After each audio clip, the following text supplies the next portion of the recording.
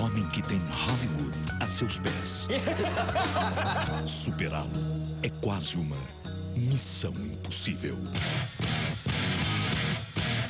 Tom Cruise revela os segredos dos bastidores do filme mais aguardado do ano. John was particularly nervous because, of course, if I die, they're going to say, John, whoa, what are you thinking? Especial Missão Impossível 2. Shaving your head? I'm shaving my head. Okay. Pretty soon I can't take it anymore.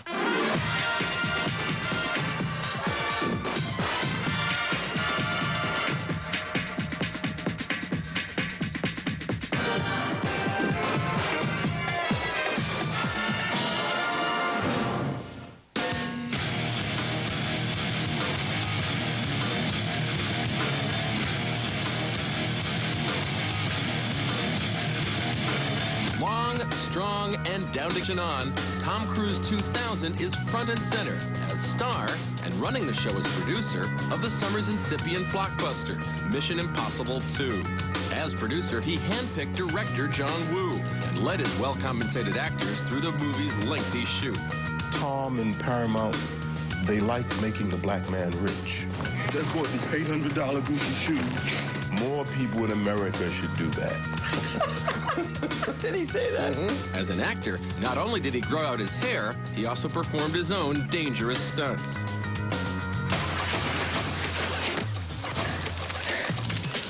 What are you thinking? You're the star, you're the producer of this movie, and you're hanging off a freaking cliff. What are you, out of your mind? No, I was having fun. You were like the only guy on the set having fun. I was panicked and sweating and scared. Hey, mister, see that sister? Don't you let that fail you? Sticks and stones may break your bones. Those could kill you. Oh, hey, come our way. Suka, suka, na, na. Almost 20 years now. Can you believe you're still doing it? 20 years of movie making for you now? Is it still? It's better than it's more fun for me than it was, actually. It does get better. Not that his movie career was ever all that bad. Thank you. In 1980, Tom was a high school senior in New Jersey who'd blown out his knee while on the wrestling team. After starring in a school play or two, Tom headed for New York to become an actor. Success in smaller roles set him up for his star-making turn in 1983's seminal coming-of-ager, Risky Business. Just take those old records off the shelf. I said listen to them by myself. Today's music ain't got the same soul. I like that old time rock and roll. If Risky Business made Cruise a star, then Top Gun, the high-flying hit from producers Don Simpson and Jerry Bruckheimer, made him an action icon. Looks like they're going away from us. Oh, I see him. Tally ho, right 2 o'clock. I'm in. I'm in. He began diversifying his roles and choosing to work with only the best directors. You've got to surround yourself. You can't do it by yourself. You can't make a movie by yourself. You got to surround yourself with the best people and allow them to do their job and encourage them to do their job. And they inspire you, and hopefully you inspire them, and you come up with something cool. Cruise's bankability and audience appeal gave commercial juice to riskier fare, and he triumphed with his portrayal of paraplegic Vietnam vet Ron Kovic and director Oliver Stone's Born on the 4th of July.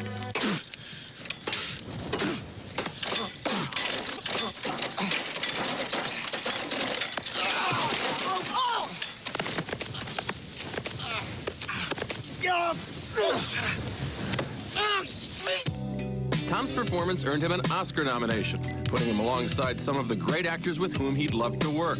Paul Newman in The Color of Money, Dustin Hoffman in Rain Man, Jack Nicholson in A Few Good Men. You want answers? I think I'm entitled. You want answers? I want the truth! You can't handle the truth! The truth was that Tom Cruise had become the most popular actor of his generation, and he went on to enjoy an unprecedented run of $100 million grossing hits, including The Firm and Interview with the Vampire. Your friend has no head for wine.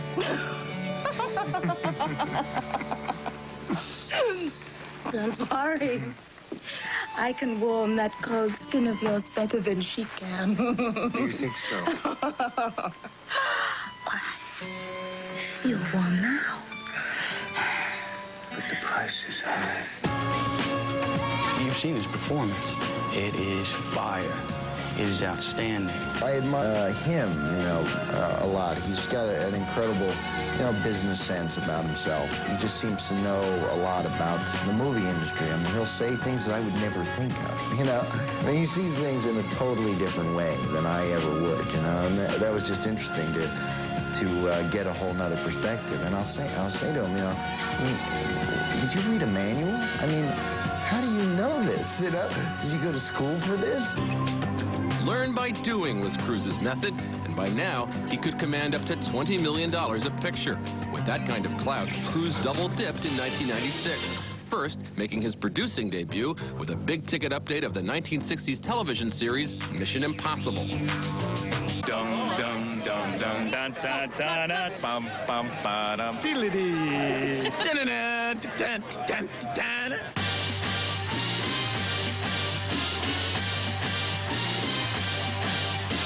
Mission Impossible grossed $400 million worldwide, earning Tom a reported $81 million. It's much worse than you think.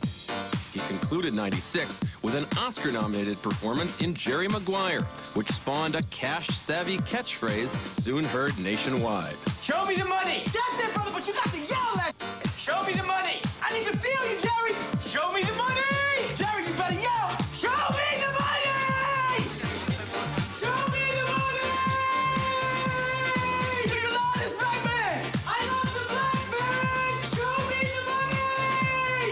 He's done so many films, and he's done so many films that have done well box office. I think he has a pulse on what, be it America or internationally, what people want to see. But Cruise would then cost himself tens of millions in potential earnings by taking 2 years out of his life to shoot just one movie, the sex-obsessed Eyes Wide, starring his wife Nicole Kidman, and directed by legendary auteur Stanley Kubrick. Remove your clothes. Please. Remove your clothes. Or would you like us to do it for you? Eyes Wide Shut ended Cruise's run of huge crowd-pleasing hits, but for him, the film was a transformative experience and set him up for his profane, out-there-and-loving-it riffs as seduce and destroy Macho Man Frank T.J. Mackey in Paul Thomas Anderson's Magnolia. I'm Frank T.J. Mackey. I love that character. It's just a great character. I mean, they do the Mackey sequel. The all-Mackey movie. The all-Mackey movie, Just like macking it all over the Just Mac. 20 years an actor, 17 years a major star.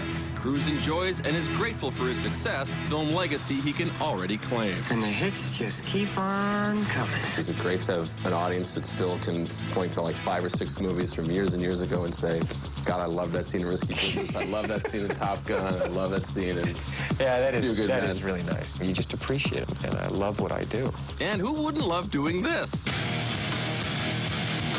That one I did have an airbag at the bottom, Wimp. More of Tom the risk-taking star No green screen, no blue screen. and a peek at Mission's amazing stunts when we come back.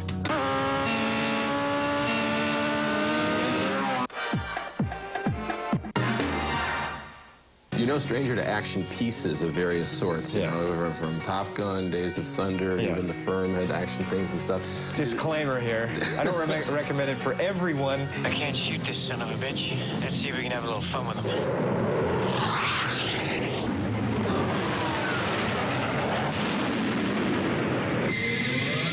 Greetings. Watch the birdie. He never even threw a punch, but Tom Cruise established himself as a viable action star in 1986 with his high-flying, death-defying role as an F-14 fighter pilot in the mega-hit Top Gun. Harry, this guy's going down! He further stoked his need for speed in 1990, putting his real-life love of auto racing on the big screen for Days of Thunder.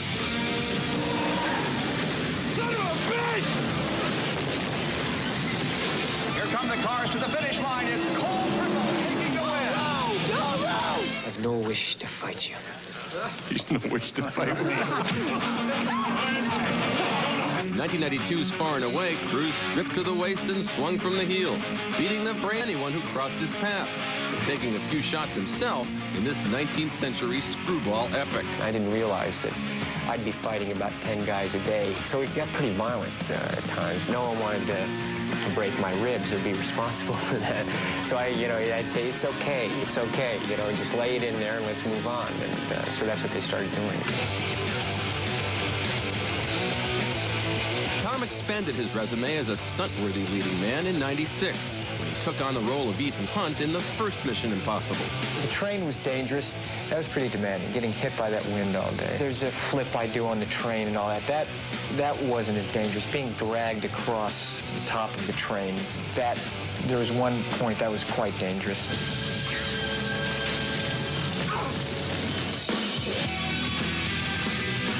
No stranger to danger, Cruise decided to let it all hang out and let it all hang over for the second installment of the Impossible series. Tom was insisted to do everything by himself. And actually, in the whole movie, there were 95% stunt was did by himself. Why does that matter to the audience? It does matter to the audience. I mean, as an audience member, you know that if it's really the actor, it counts. What's fun? You want to see that. And audiences are sophisticated today, and it's just cool seeing the characters do that. Can you do it? And John Woo designed the action around so that I could do that stuff. From his days as a Hong Kong action director to such Hollywood hits as Face Off, John Woo had shown the ability to bring a new aesthetic to the same old beatdowns. When he suggested this project to me, I was totally shocked, because I've never dreamed to make a Mission Impossible. He liked Face Off, he liked all of my Hong Kong movie, and he know I know how to make a hero. And then he wanted to do some new action. We had discussions. I said, you can do anything you want. We just have to stay within the convention of a mission. This message will self-destruct in 5 seconds. John was great in embracing what Mission Impossible is, but, I wanted him to go to town. Only one concern is I told him I'd never like to make a special event movie. A CGI sort of computer graphics. I like the real thing. There's no computer graphics, there's no blue screen. That's really you out there. No green screen, no blue screen.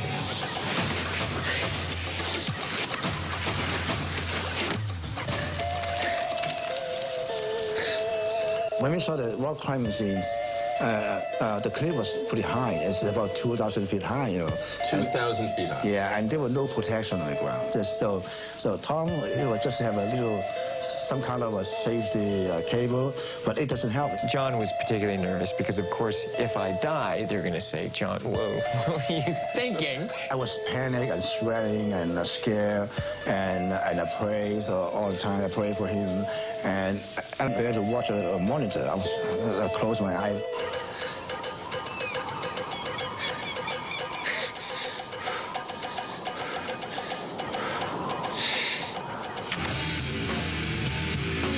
How many different takes of that did you do? Did you just do one and said, I got it, we're done? No, that was John. After he takes it, but I wanted to, I'm out on this mountain now. Let's make sure we get it. So, and then he did it 7 times. I enjoy hiking and climbing, and these guys, they made it so that I could do it, and it was fun. They drop you down a couple hundred feet, and you start climbing. It was a blast. Billy, ready to go? Yeah, that scene when you go off the helicopter, that's the scene that your mother was on the set for? Oh, yeah. She was there when I was about 120 feet up. It's basically a free fall. Right into, I don't know, about the last 20, 10 like that slows you down at a rate that doesn't rip your body apart. And there was a camera, and I bounced right close to the camera, right into close-up on this shot, right past camera. He did it 3 or 4 times, and his mom was so much worried, and I have to keep the comfort of both of them. Okay, don't worry, Mom, and Tom. Ready, and 3, 2, 1, drop!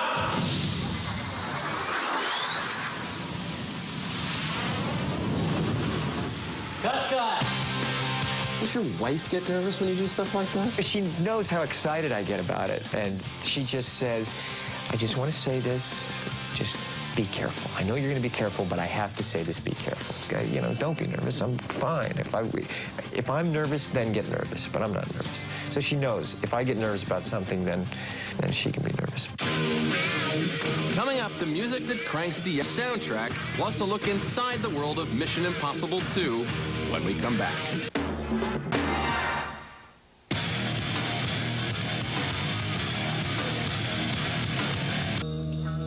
Did you always know you wanted to be so different stylistically from the first one? Is that how you conceive of the Mission Impossible films? They don't want to see the same movie.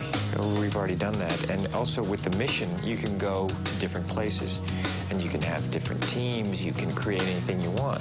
While he reinvented the MI team for this movie, Cruise brought back one of the first film standouts, Ethan Hunt's charismatic computer whiz, Luther Strickle, played by Ving Rhames. Yes, it is. He's a great actor to have him there, and he's just really, he's fun to be around. This ain't funny. And he just makes me laugh. MI2's wild card is world-class thief Nia Hall, played by Tandy Newton, who not only heists, but also steals hearts. I see you found it. What are you doing here? Think you're the only one who can pick a lock? Not just a pretty face after all.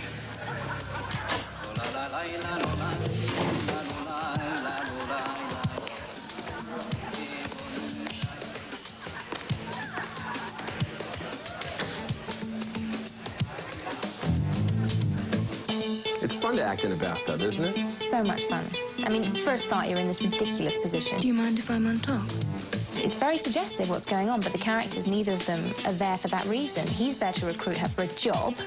That job is to reconnect with her ex-boyfriend, renegade agent Sean Ambrose, played by Dougray Scott. Cruise's Ethan Hunt relies on Nia to find out what the sinister Ambrose has and what he intends to do with it. We don't want just your cash. What do you want? Stock. Mr. McCoy. Stock options, to be a little more precise. But Ambrose can anticipate Ethan's every move. He's equally as clever as Ethan, you know, and it is a real battle of wits. And their deadly cat and mouse game provides the movie's biggest thrill. The MI2 cast spent more than a year shooting the movie, much of it in the idyllic environs of Sydney, Australia. But during the shoot, its sunny climes saw more than its share of rain. The weather was a problem. Sometimes, you know, we'd have everything set up, and all of a sudden it starts raining. It was just raining and raining and raining. Oh, man, now. As producer, Cruise bore the brunt of the weather delays and the occasional complaints that arose among the cast. I think we've got a problem. I would forget that he was the producer sometimes, you know, if I was complaining about the coffee. You gotta be kidding. At what point in your career do you think did you realize that you could produce and you wanted to produce? There was times for production deals, and I didn't feel that I was ready. I didn't feel that I was emotionally committed. I realized I want to make the kind of movies that I want to see that interest me, because it takes a lot of time. I mean, producing isn't the glamorous, you know, you see like you see in the pictures. It's you're in the trenches.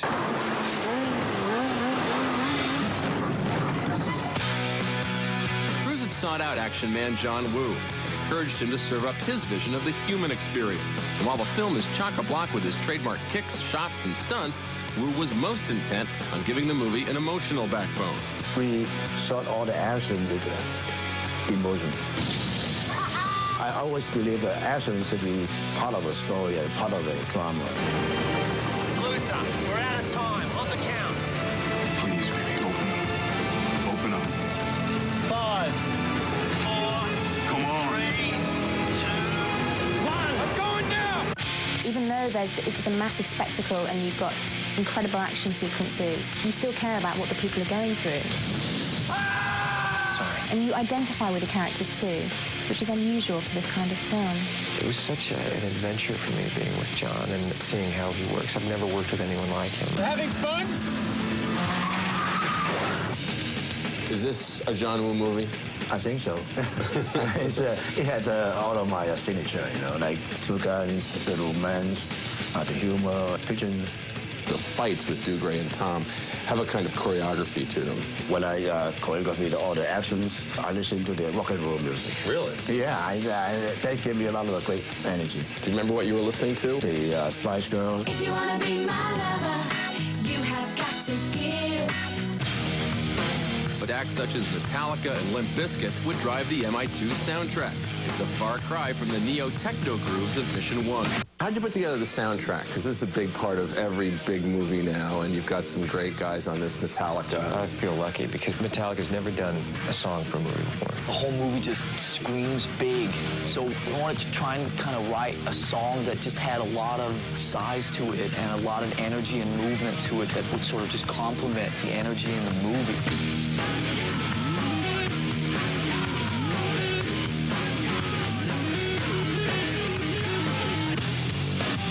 Having Limp Bizkit and seeing what they did with the Mission theme,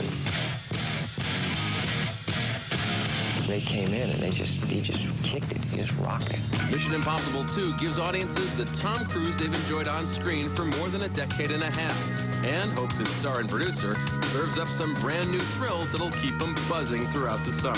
To have the actors be able to have these lines to say and these characters to play and have Wu kind of creating his Wu world possible.